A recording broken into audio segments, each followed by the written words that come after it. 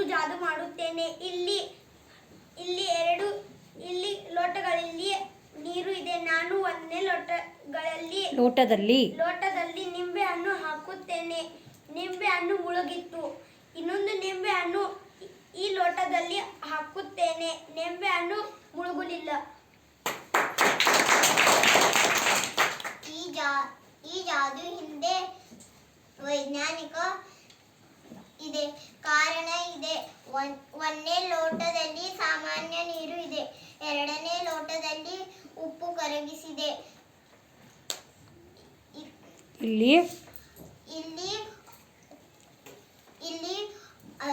ಉಪ್ಪಿನ ದ್ರಾವಣ ತಯಾರಾಗಿದೆ. ಒಂದನೇ ಲೋಟದಲ್ಲಿ ನಿಂಬೆ ಹಣ್ಣಿನ ಸಾಂದ್ರತೆ ನೀರಿನ ಸಾಂದ್ರತೆಗಿಂತ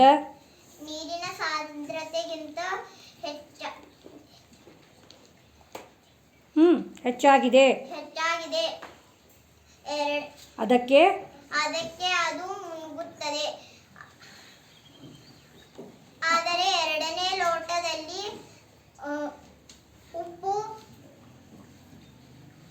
ನೀರು ಇರುವುದರಿಂದ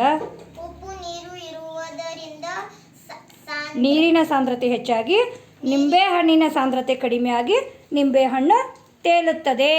ಚಪ್ಪಾಳೆ.